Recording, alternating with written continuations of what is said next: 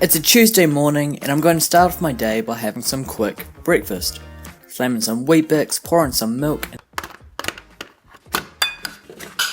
and slice up a few bananas and you've got a solid start to your day.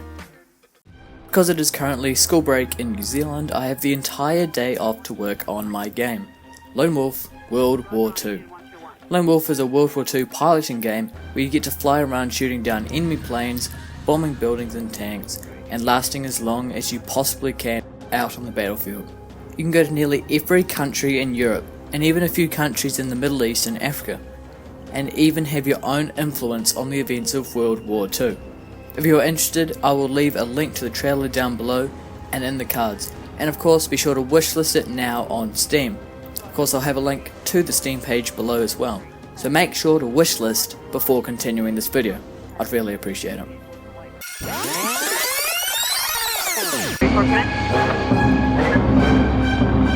You're en route to the battery suspect 318 East 3rd Street.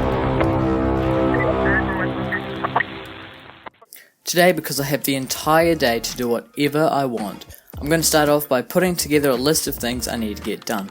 The first thing I'll be doing today is adding the France area to my game. Secondly, I want to quickly finish off a practice essay I've been working on for English.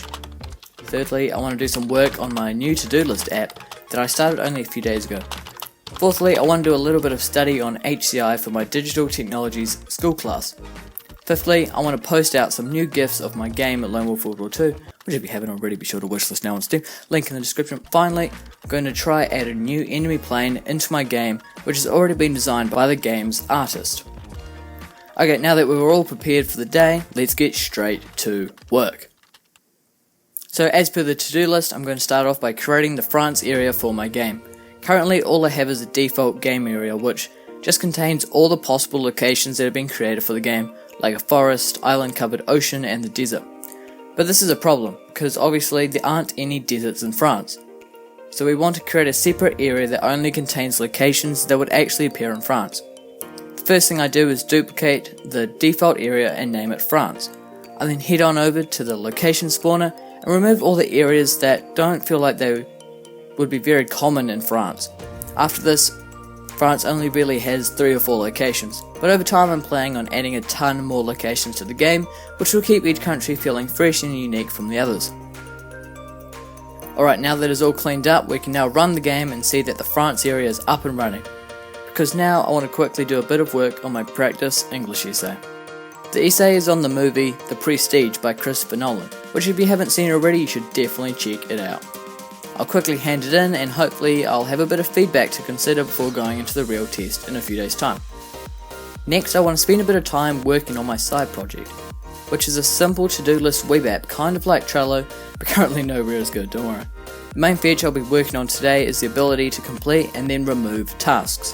After hours of trying to get the button in the right place, styling the button, and then trying to add some actual functionality to the button, I ended up with this. Works exactly how I wanted, but I think I'll do a bit more work on it later in the week, and possibly make the tick turn into a cross after the first click, to symbolise that if you click it again it will be deleted. Alright, we're doing pretty good so far. It's 2 PM and we only have 4 tasks left. Without further ado, let's get studying. Currently we're studying human-computer interactions, or more commonly known as HCI. In this topic we focus on the design and use of computer interfaces by people. So far in the topic, we've learnt many of the common problems of an interface, such as lack of error prevention and poor design.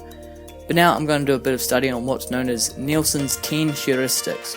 Isn't that a weird word? So let's get into it. Okay, so these heuristics are kind of like rules that every developer should follow, such as keeping the design minimalistic or keeping things consistent and holding a certain standard through the whole interface. Sometimes a developer can't follow all 10 of these at once, so they're not really rules but more like guides.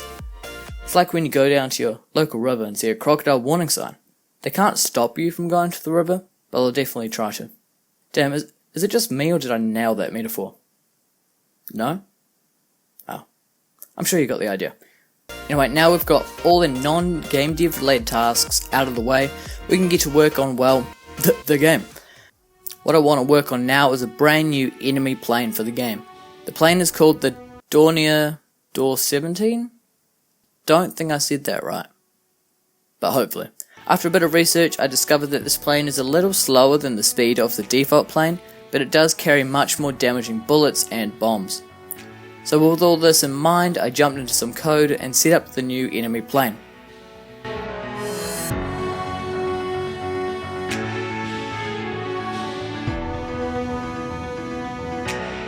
And just like that, we've got a brand new plane in the game, and a new system that allows us to add new planes to each level and control its probability of spawning whenever we want.